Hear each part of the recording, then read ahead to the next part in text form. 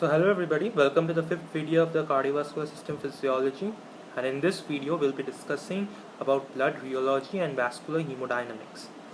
Now rheology is the study of flow, pressure and deformity of matter, and vascular hemodynamics essentially refers to the relationship between pressure, viscous resistance and the flow rate. Okay. So if you ask me, this topic is not very important for your exams. However, a few questions in your theory exams and your Viva exams may be asked, especially in your Viva exams if the examiner feels you're doing moderately well and decides to spice it up a bit. Okay, so strictly speaking, this is not a very high yield topic, but again you can't ignore it as well. But I must forewarn you, it is the most boring portion of your CBS physiology. Okay, so let's begin. So I'm sure you're all familiar with this formula that if Q is the volume of blood flow per unit time and A is the cross-sectional area, then V, velocity of blood flow, will be equal to Q by A, or Q will be equal to V into A. Okay, now what I want you all to focus is on this graph over here. This is essentially a velocity curve for the different vasculatures in our body.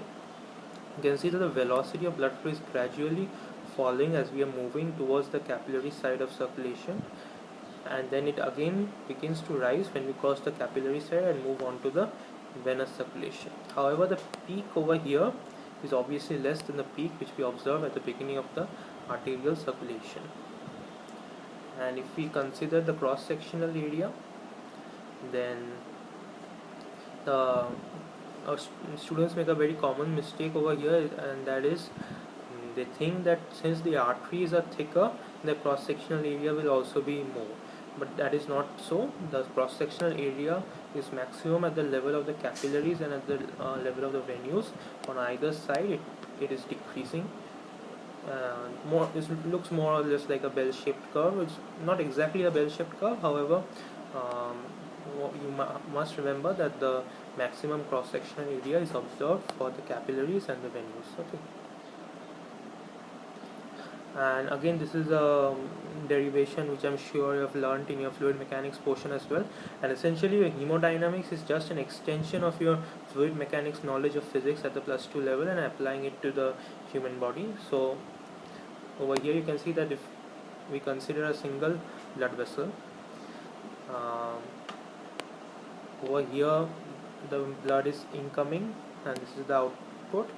The pressure at the incoming side is P1 and at the output side is P2.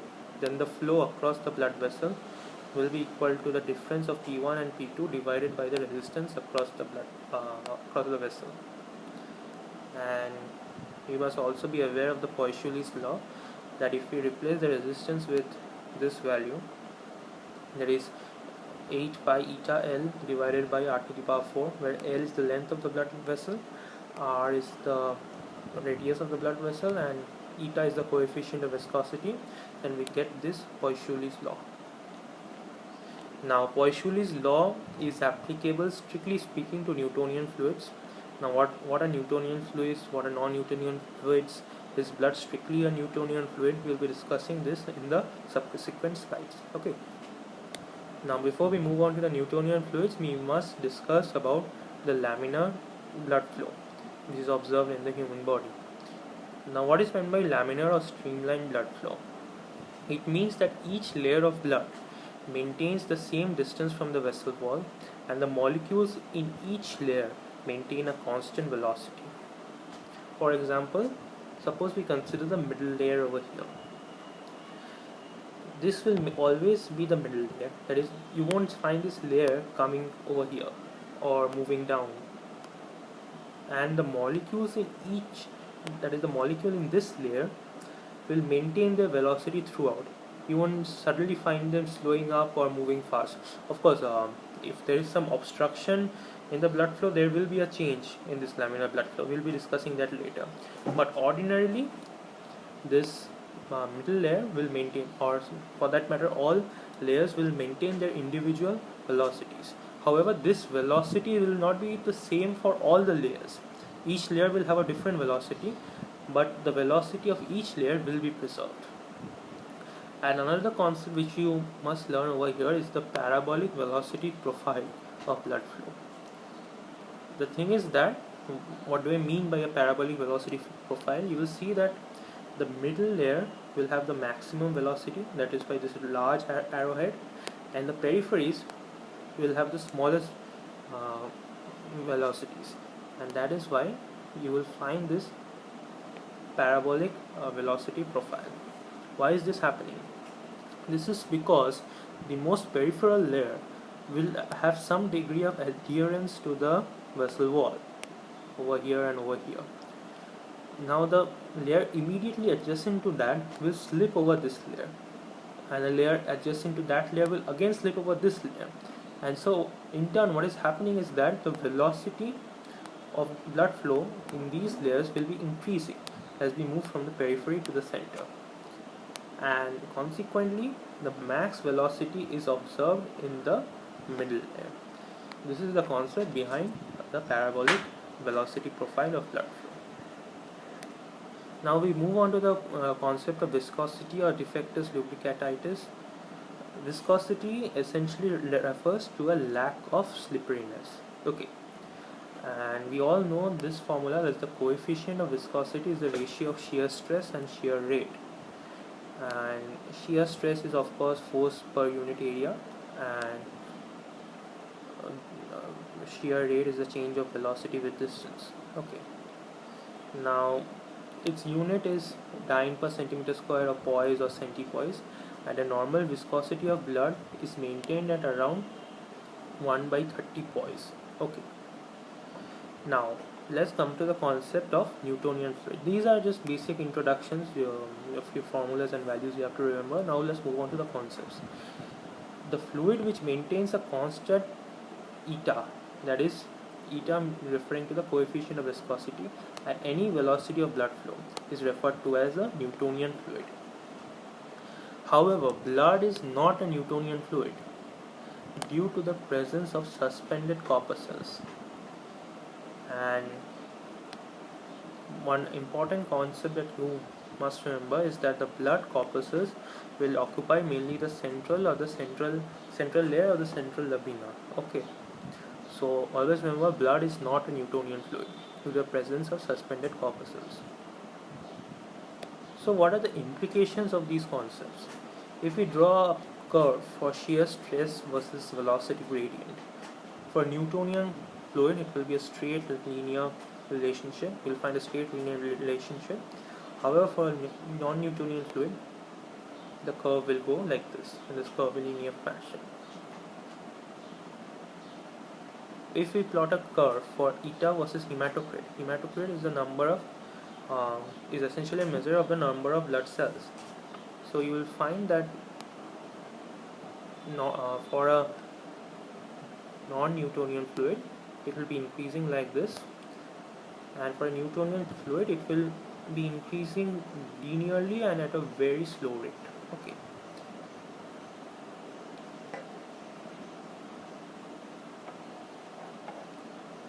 Now let's move on to this important concept, and that is the Farhas-Lindqvist effect.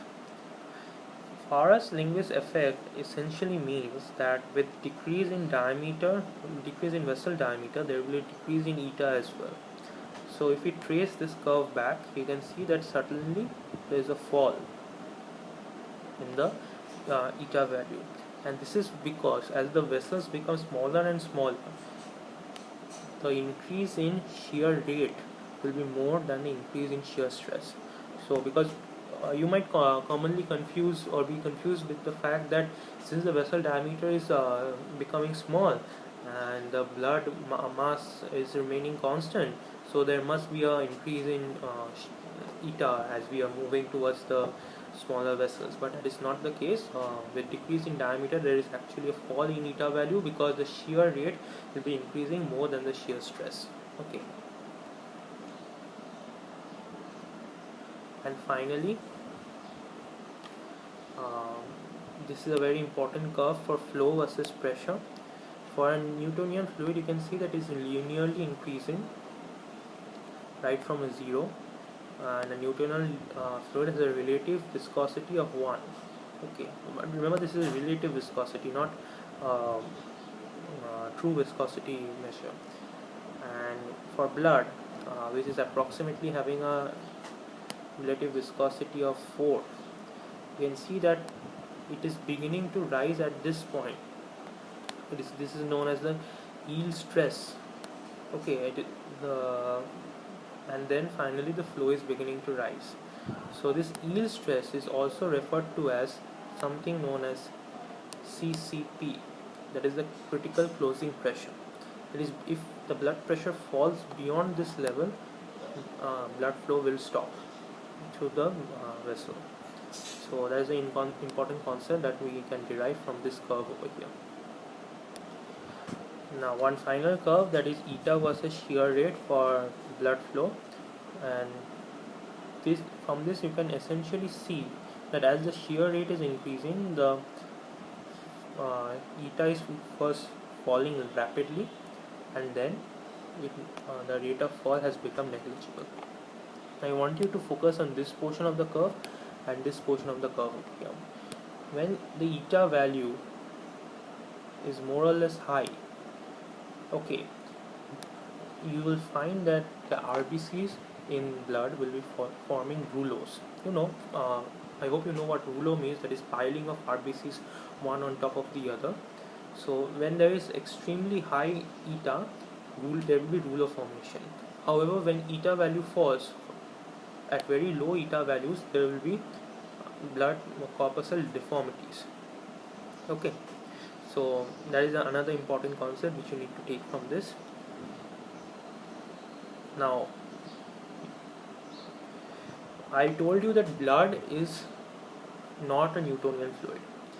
However, now I am giving you a contradictory statement that blood behaves as a Newtonian fluid, but in microcirculation. What do we mean by microcirculation? Is that the meta-arterioles, the capillaries, the venules, that portion of the circulation, that is the microcirculation. And why is this occurring? You see that this is a large artery, this is branching into smaller arteries, then these are the arterioles. From the arterioles there will be capillaries. You can see that these arterioles and capillaries, there is perpendicular debouching, that is, they are arising at right angles from the previous vessel. Due to this certain perpendicular debouching, there will be actually a decrease in hematocrit value in the peripheral circulation, because there is this perpendicular debouching, and hence very low quantity of blood corpuscles will be coming into these vessels. Okay, and so there will be actually a decrease in hematocrit value in microcirculation.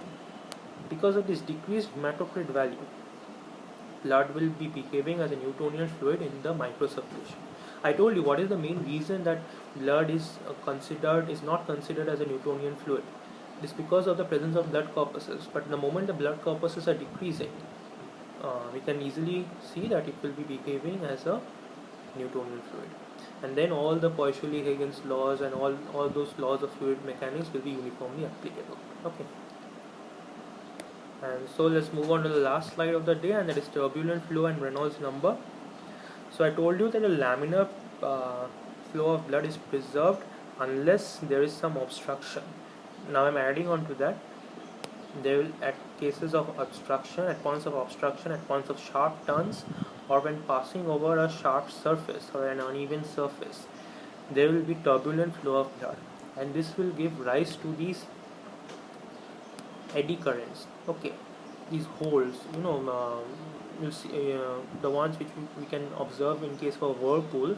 These eddy currents will be observed in case there are any obstructions or sharp turns, or when a sharp surface is placed in the path of vascular flow. Okay, and at such cases, due to turbulent flow, blood will have to flow through a greater resistance. And you know what is the best measure whether there will be a turbulent flow or whether there will not be a turbulent flow, and that is Reynolds number. Reynolds number, you have all learned in fluid mechanics, is the product of V rho d divided by eta, where V is the velocity of blood flow, rho is the density, d is the diameter of blood flow, and eta is the coefficient of viscosity. And if Reynolds number is more than 2000, there will be turbulent blood flow. and you can see from this flow versus pressure curve that with increase in pressure the flow is gradually increasing till this point where the Reynolds number crosses 2000, and then the increase is not linear and the slope is decreasing. This is because there will be greater resistance to blood flow. Now you must remember that physiologically at certain in certain vessels of our body there is some degree of turbulence, and this is seen in the large arteries where the blood is being pumped out of the heart with huge force, and so in the aortas or the pulmonary trunk there will be some degree of turbulence, and the Reynolds number in those arteries are observed to be around 200 to 400. However, this turbulence will fade out as we move to the periphery. So normally in the peripheries there shouldn't be any turbulent flow. So that's it. That's the few important concepts with regards to vascular hemodynamics. We are essentially done with the vascular physiology. However, I will be discussing a few important things which will be essential for your practical exams in the next video, and following that I will be taking up the electrophysiology portion. Now I urge you to please go through these videos, and if you have any questions please get back to me with them, and I'm considering doing a live session where I'll be addressing all those questions, so please fill up the comments box with all your questions. Once again, thank you for watching this video and stay safe. Thank you.